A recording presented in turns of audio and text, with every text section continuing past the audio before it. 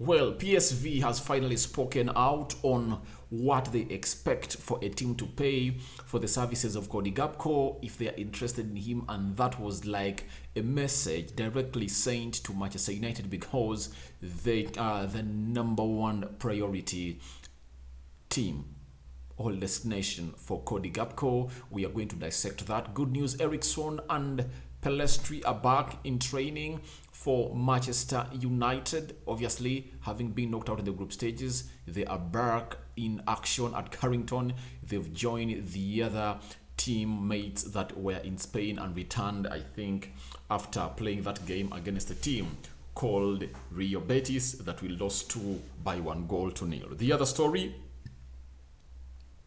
is all about, is it Erik Ten Hag?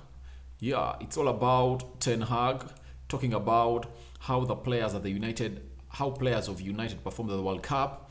That's what you're going to tussle all out in here for you. Welcome to United Matters channel. Rokan David is always my name. The YouTube channel is United Matters channel, and don't forget to go in the right bottom corner and smash the black button that has the subscribe. After smashing it, hit the notification bell that will enable you get notified every time we upload a video onto this channel. Guys, where are you watching me from?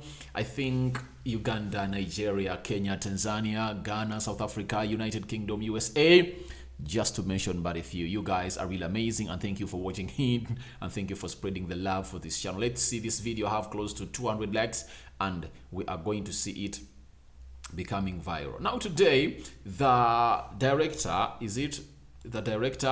of PSV has come out and really spoken out on how much they think Cody Gakpo should all go in and be bought by a team that really wants him.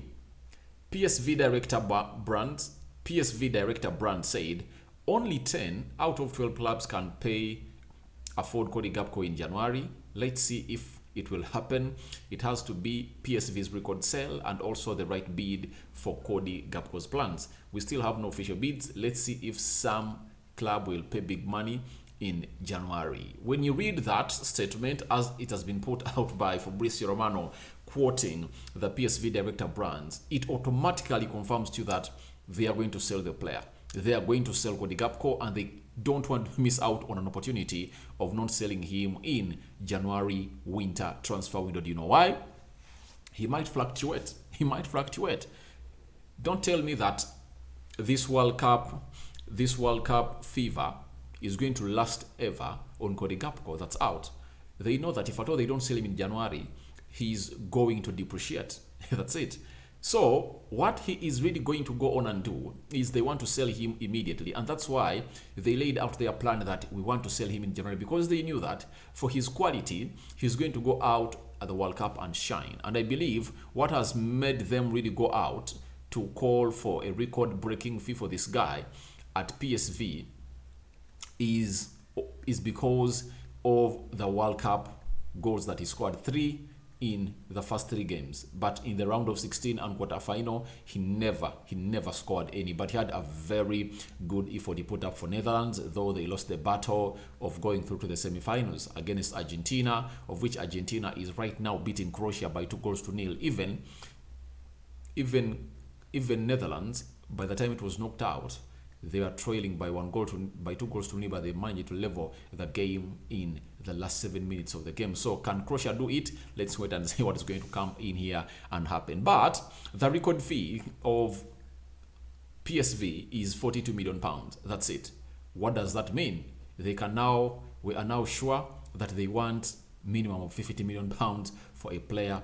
Plus, those are like 60 million euros. And I believe that's not a bad amount for Manchester United, isn't it? 50 million pounds for Cody Gakpo, it's a bargain. It's a bargain to me. I believe that player can go in for that amount of money. And it's really great when you look at him, very many attributes he has got. And talking about 10 out of 12 clubs, meaning that it's 12 clubs that are really showing interest in him. But the coming in of clubs like Manchester United, I believe it knocks out clubs like Leeds, Everton, Southampton. You get? Reason being, Cody Gakpo himself came out and indicated that Leeds came in through, but he never wanted to go to Leeds. That's it.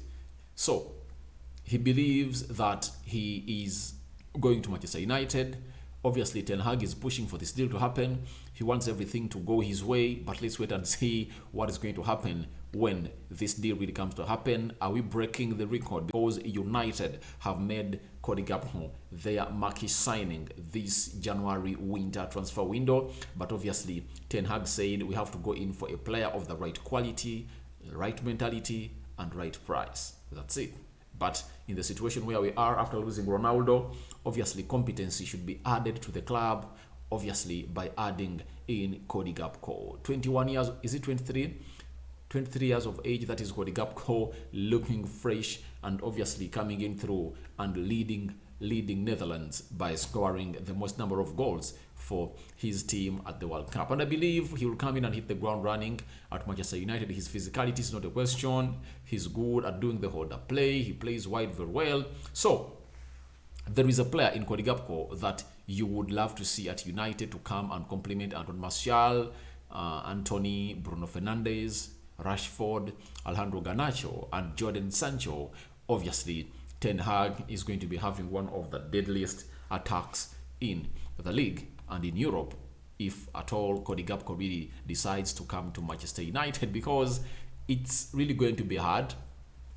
According to the ownership situation that is happening at Manchester United, the Glazers look like they're ready to sell before March.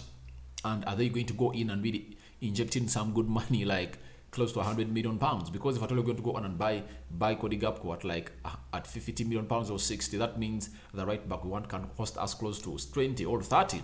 Almost that will be clinching 90 million north of our total budget in January, and that will be the highest ever money spent by United in the January transfer window. The most they've ever spent, I think they spent 53 million pounds when they signed Freddie from Shakhtar Donetsk to Manchester United. So let's keep our eyes watching on and see how the Glazers are going to go on and approach the January transfer window. After coming out and lamenting that they're not going to be having money to go on and spend, obviously they decided to sell. Now, could the person who is really willing to buy Manchester United come in through and tell, please, however much you're planning to go on and sell the club in March, but I believe I would like to take over a club that's going to be playing the Champions League. And if you're to play in the Champions League, we have to get in players in the January transfer window. I have Micah budget in there for you that can go in and bring like 1, 2, 3 players for United. 100 million pounds is there to give it to Erik ten Hag to really plan for it. So that's the only scenario I see us going in and really getting in players. All else, the Glazers knowing that, all right, you're going to get 6 or 7 billion. Why not get out 100 million pounds and leave United in the best position? Because we had drained this club to an extent that we have not even got dividends for the very first time for the past 7 years in this first opening half of the year, that is January. Remember, it came out that the Glazers are not going to get money for the very first time since 2015 in January. Remember, they took away 11 dividends in June. Now, after another 6 months, they wanted to take away another 11 million pounds. So when you look at the years they've spent at Manchester United, it has been only 1 year, almost 6 months, they never really got dividends. So they've been here for 17 years. When you multiply close to 22 million pounds per year times 17, that means these gentlemen have been getting, in total, they've gathered close to £1 trillion from Manchester United. That's really a lot of money for a club you bought on date, and for them are benefiting, yet other owners just really continue to invest in the club, and their only hope is to see to it that when they sell this club, they get back their money. And most people get these clubs to see to it that they save their money there, because if at all you have Manchester United with you, Arsenal, Liverpool, any club, with time it's going to appreciate. Meaning that if at all you buy United £7 billion now, 7-10 years later, it will be like £15 billion.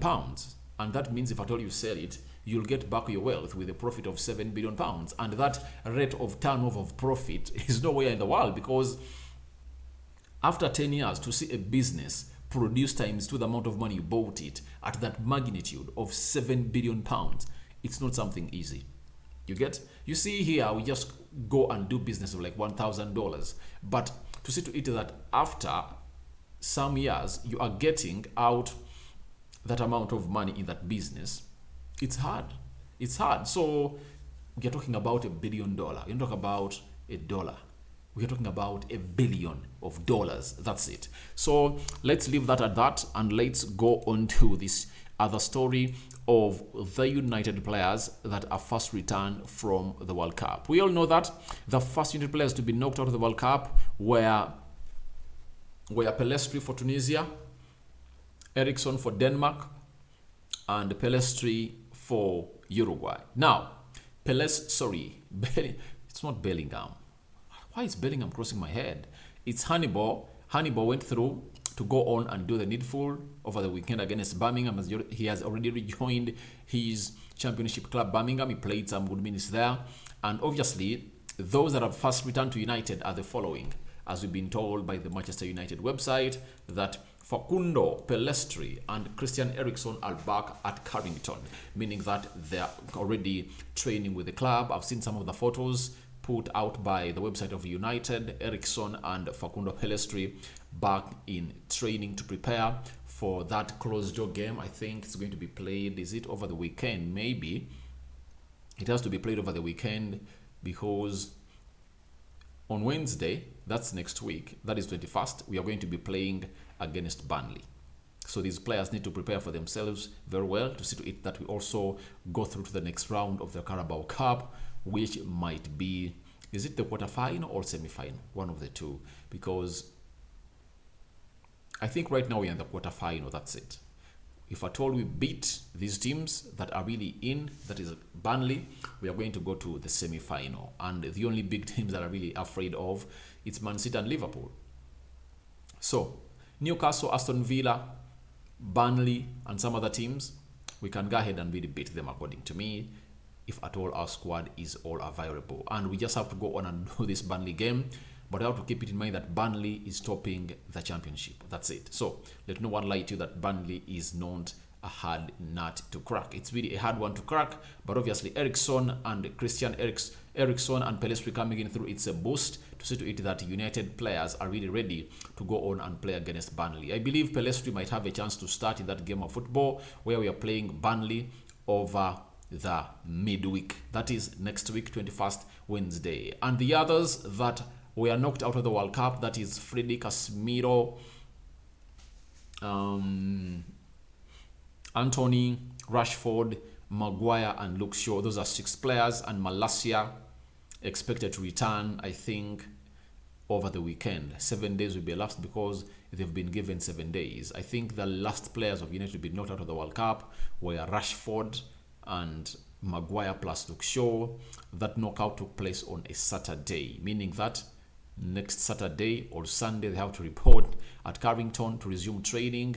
2 days of training. They've not lost any fitness because they've been training with their national teams. I believe they will make the bench for that team of United that is going to play Burnley. And I believe Harry Maguire is going to be partnering Lindelof in the central defense to see to it that they play into that game of football of United versus Burnley. Now, lastly, as we go back to the game of the World Cup, because it's really up and down, Argentina leading by 2-0. Let's wait and see where this is going to go on and end. There is this story that Erik ten Hag has really come out and really put out via the United website, I think, about the players of United that were in the World Cup. He said, Bruno Fernandes had a great World Cup. Diego Delo did very well, did really well. The English, the 3 are fantastic. Rafa Varane is back. He's doing well. I'm really happy with the performances of all our players. And I believe no United player never disappointed in that World Cup. Every player gave his all for his club. So we are really privileged to be having players that are really willing to go on and put their bodies on the line to die a little bit for their nation. And as we're really dying a little bit for their nation, they never dropped off because they've been playing active football. And they won't need a spark to get back to the levels where they were, like the likes of Rashford fired in. Harry Maguire looked great at the World Cup, but we know why he plays like that at the English national team, because he's protected. Even the manager, Gary Southgate, came out and indicated why he plays like that, that they protect him, they play him in a system that better protects him into a player that is so much all about a slow pace, and they don't play a high line in most cases. So all those players really played very well, and the most important story is all about Rafael Varane. Rafael Varane got an injury in the 58th minute as we played Chelsea away at Stamford Bridge. Then he got out. He even cried because he knew his hopes to play the World Cup were over. But obviously, he never needed to undergo a surgery. Joined the French national team. He started to play the second game of the World Cup in their group stages. I think they're playing Denmark.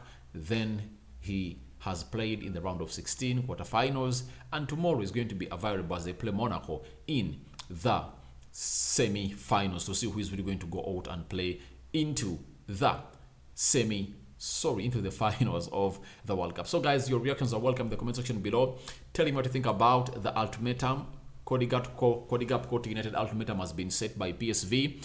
Eriksen and Facundo Pellistri returns. Your reactions are welcome onto that. Also, don't forget to let us know about Ten Hag hailing United players, because Bruno Fernandes, that has been so much at the forefront of his mouth, had 2 goals and 3 assists in the World Cup. 5 goal involvements. That is Bruno Fernandes Borges for you. Thank you guys for watching in. Let me go and finish this match, and then after we'll return with the last video of the day. May the mighty Lord bless you abundantly. I'm out.